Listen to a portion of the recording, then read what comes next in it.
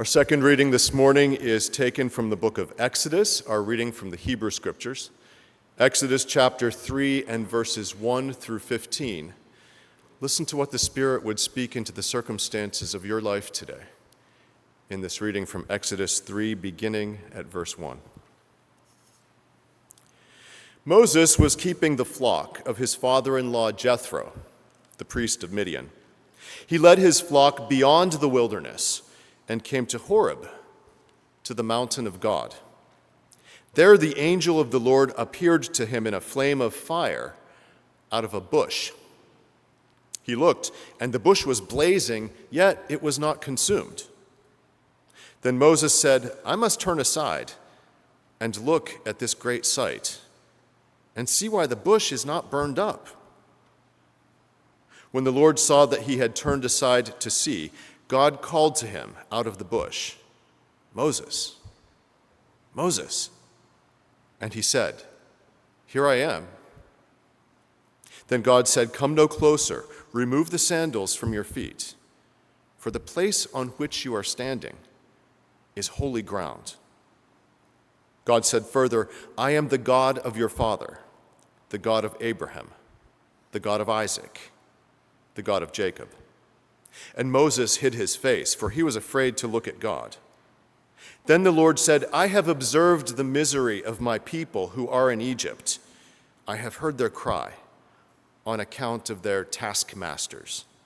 Indeed, I know their sufferings, and I have come down to deliver them from the hand of the Egyptians, and to bring them up out of that land to a good and a broad land, a land flowing with milk and honey, to the country of the Canaanites and the Hittites and the Amorites and the Perizzites and the Hivites and the Jebusites. The cry of the Israelites has now come to me. I have also seen how the Egyptians oppress them. So come, I will send you to Pharaoh to bring my people, the Israelites, out of Egypt." But Moses said to God, "Who am I, that I should go to Pharaoh and bring the Israelites out of Egypt?" God said, "I will be with you, and this shall be the sign for you that it is I who have sent you. When you have brought the people out of Egypt, you shall worship God on this mountain." But Moses said to God, "If I come to the Israelites and say to them, 'The God of your ancestors has sent me,' and they ask me, 'What is God's name?' what shall I say to them?" God said to Moses, "I am who I am." God said further, "Thus shall you say to the Israelites, 'I am has sent me to you.'" God also said to Moses, "Thus shall you say to the Israelites, 'The Lord your God, the God of your ancestors, the God of Abraham, the God of Isaac, the God of Jacob, has sent me to you. This is my name forever, and this my title to all generations." May God bless to our understanding this reading from God's holy word, and to God's name be glory and praise. Amen. Okay, the last time I preached this passage from Exodus was 6 years ago, and I'm sure none of you remember it, but it was one of my longest, most boring, most abstract, most tedious sermons of my entire career. I usually get a few kind words at the back door. That Sunday, I did not, except from one young mother who was quite philosophical and who actually thought that my metaphysical treatise on the subject of existence, trying to pass for a sermon, was just brilliant. I gave it a cute name to soften the blow. I called it "This Isness Business." Get it? Isness? It's kind of a philosopher's word for existence. There's just so much good stuff to unpack in the story of the burning bush. It's all about names and the insufficiency of language and, well, existence itself. But it is my commitment these days to shorten my sermons by 1/4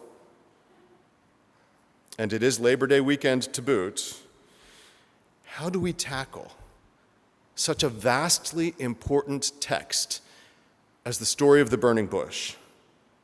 And truly, I am who I am, the sacred name of God to all generations. I am who I am. What does that mean? It sounds more like something Popeye would say than the Spirit of life and power, who calls shepherds like Moses to greatness, and into whose mysterious eternity we return, all of us, in time. I am who I am. Is that one's name? Or the one who is, or the one who makes things to be. It's famously difficult to interpret. Maybe the best way to read God's name is simply being. Being. I am being. The Hebrew here is fuzzy, as it should be. It is hard putting things to words that do not have words, things that are too big for words. And this text in Exodus is wrestling with the biggest question of all: being, existence.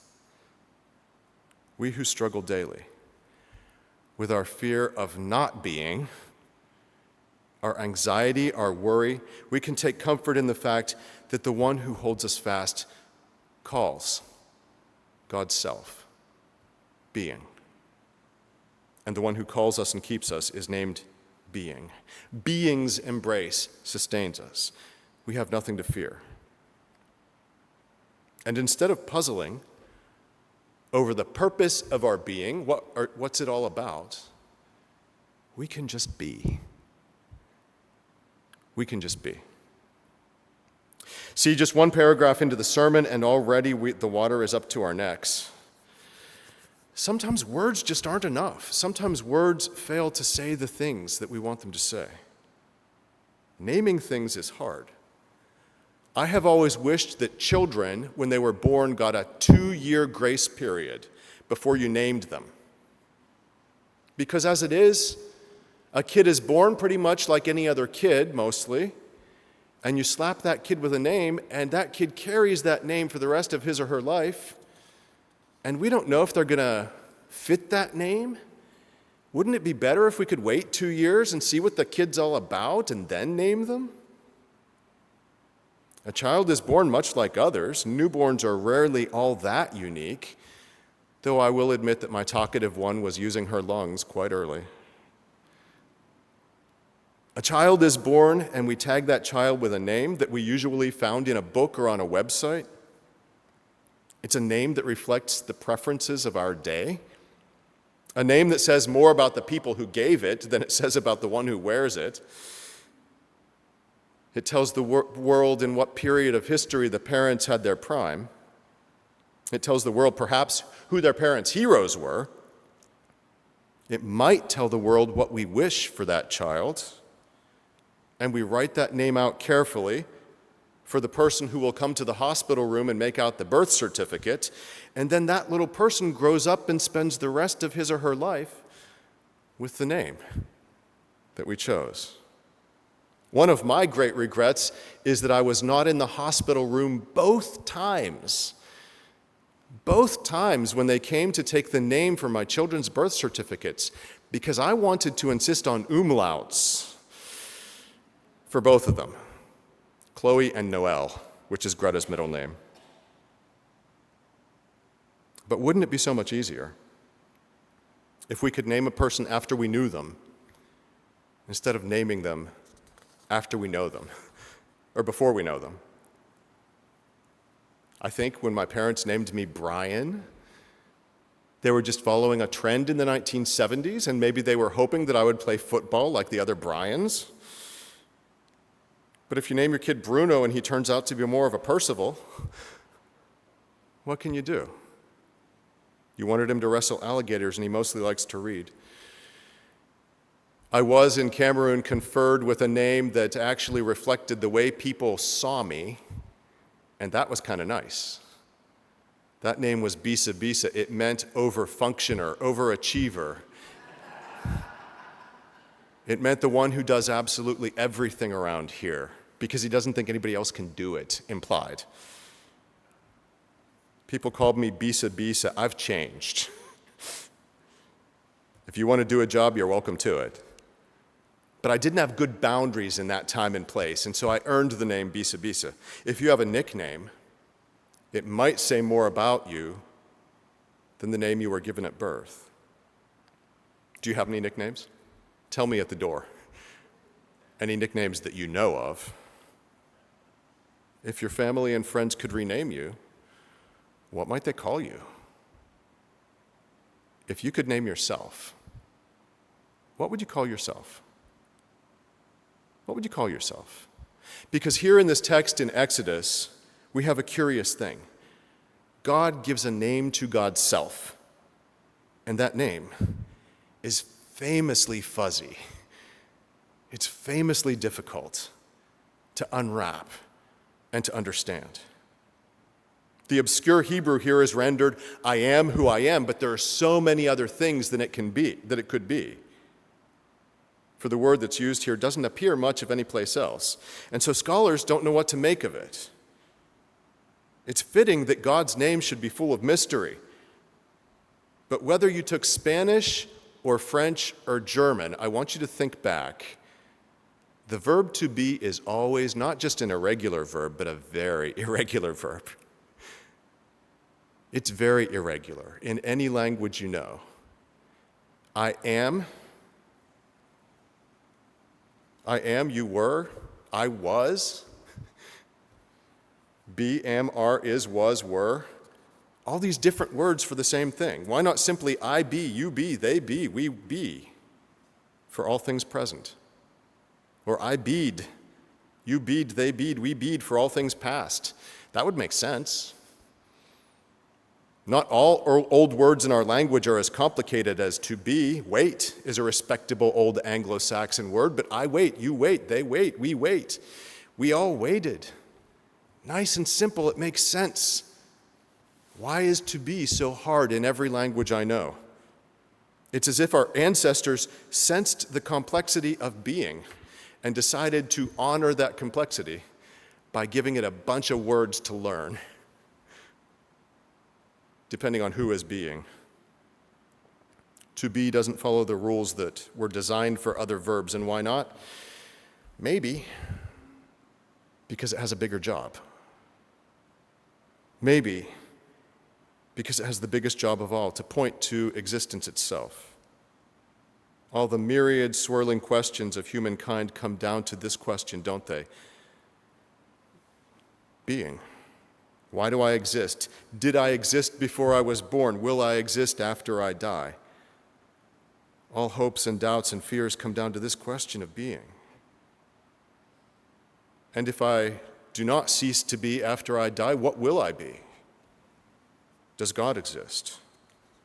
And those of us who live with anxiety know that at its root it's about being and not being.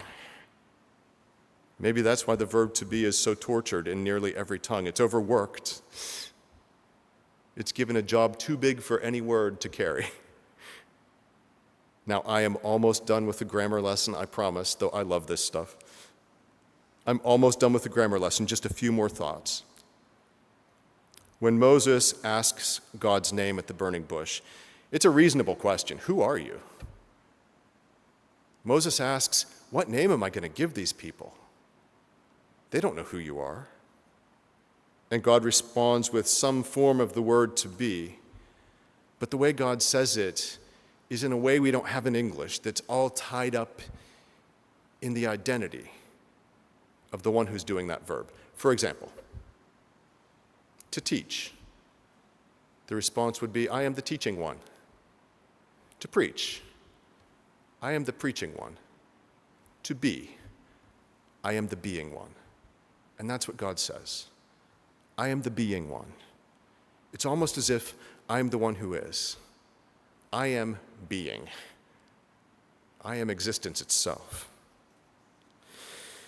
Okay, deep breath. There's a funny book called Plato and a Platypus Walk into a Bar. It's a book that tries to teach philosophy through jokes and stories and tries to make it all funny and enjoyable. It explains the difference between an agnostic and an atheist like this. And of course, an agnostic is somebody who says, you don't know. There's no way to know if there's a God. And an atheist is someone who is quite certain that there is no God. The case is closed. It says this: if an agnostic and an atheist come across a burning bush which says, I am that I am, the agnostic would look for the hidden tape recorder, but the atheist would just shrug and reach for his marshmallows. Theology. The first law of theology is that for every theologian there is an equal and opposite theologian. And the second law of theology is that they are both wrong. Theologians and philosophers use a ridiculous term for existence, for being. They call it isness. And I despise that word as much as I despise the word mouth-watering and the non-word Brexit. They have an even worse word for the study of being. It's called ontology. And if your pastor has to refer you to an ontologist, you know you're in trouble. But it is a big question. This question of being, this question of existence. How did the world come to be? And if God created it, where did God come from? And if God did not create it, how did it happen? If there was a Big Bang, whether divine or not divine, where did the original matter and energy come from that caused it all? Is it all a dream? Because if it is, that puts us right back where we started, because in order to dream, you have to be. You have to exist. I mean, really, think about this. What are the chances that you exist?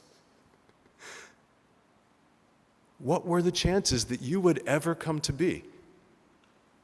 What things had to happen just exactly so in order for you to be? How wonderful, how rare, how exceptional it is to be. Just to be. What a privilege. What an honor to be one of those who are. If all you ever do in this life is watch funny cat videos on your phone and play video games, that's enough, because you are. You don't need a reason to be. No one needs an excuse for being. We act as if people need a reason to be. We act as if people need an excuse. People need to achieve. But no, you are. You were made to be. That's enough. It's great if you do more than that, but being is enough. It's your calling. Should we not stand in greater awe of ourselves and of each other just because we are? Not for anything we do, not for any achievement, not for any attainment, but just because we are. We were one of those that made the cut, one of those who was called into being. And yet the names that we give things do matter. Exodus is making an important claim here at the naming of God, a claim that our faith ancestors found so lofty and so grand that I think they have downplayed it ever since. The name that God gives God's self at the burning bush was deemed too holy to be spoken or even written. And so the writers of the Bible usually replaced that holy name with the word Lord. But think how that changes the whole idea, the whole concept. Lord does not do justice to the idea that God is expressing here. God chooses to identify God's self as being, as existence, as the possibility of being. I know it's lofty. I know it's grand. But what kind of name is Lord? Lord is a word that evokes castles and peasants and nobility and vassals and human rank and human power. Lord is not the name that God gives to God's self. Lord, in fact, gets the concept wrong and roots God's identity in human ideas about power. That's not what God was reaching for here. Exodus is essentially saying that God is being itself, the very potential for things to exist, the ground of being, if you will, though I know that gets awfully lofty. When we speak of God, we're speaking about life and death and existence and non-existence. God is the reality that we experience like a friend, like a person with a name, and that name is being. And if God is being, then it's hard to say that God doesn't exist, isn't it? Do you find that comforting? Do you find that very comforting? For you and for me, I think our greatest fear is of not being. And yet, we live according to the existence of one whose very name is being. No, you and me, we do live with this looming knowledge that our existence in this present form is time-limited, that we and all the things we love and all the people will cease to be, at least in this form. We bear the burden of that knowledge, and it makes us crazy. It makes us greedy. It makes us sinful. It makes us do a lot of broken and angry and hurtful things. But if we could cease to be afraid about that, if we could just fall back into existence itself, if we could entrust our being to being itself, to God who loves us and who chose us and who fashioned us, how much better would the world be? You know, faith is not having all the answers. It's the ability to live with a sense of wonder, to acknowledge the mystery. There's a power that pulses through our very bodies, and you can feel it if you touch your chest, an energy that we cannot explain or create. Truly, how can anyone doubt the existence of existence, of being? There's a mystery at the heart of everything, at the heart of all that is, but it's too big for words, and it's too big for us to understand. There is a fact, a deed, a reality at the base of everything that is, but it can't really be named. It is simply the fact that we are. It's the verb to be. And even though it doesn't begin to say all that there is, there's nothing else to say. It is. I am. You are. For the simple joy of being. For the simple joy that you are. Just because your being is a delight. Just because your being is in some way a manifestation of the life of God. Just be. Just be. It's okay to just be. You don't need a reason to be. You don't need an excuse to be, though this world will act like you do. It is holy to just be. And so, what do we do with all of this? How does it matter? The mysterious name of God in Exodus matters because it seems to be saying that God is being itself. God is the simple possibility of things to be. You are in God, and God's endless being is eternal. You do not need to fear anything. You do not need to fear non-existence. And more than that, God called all things and all individuals into being, and so a deep reverence for all must be our rule of life. Each blade of green grass is a living manifestation of God's life, God's joy, God's pleasure. Titles, degrees, callings, CVs, impressive achievements, those are nice, those are good, and we honor them. But it's enough to just be. It is enough to just be.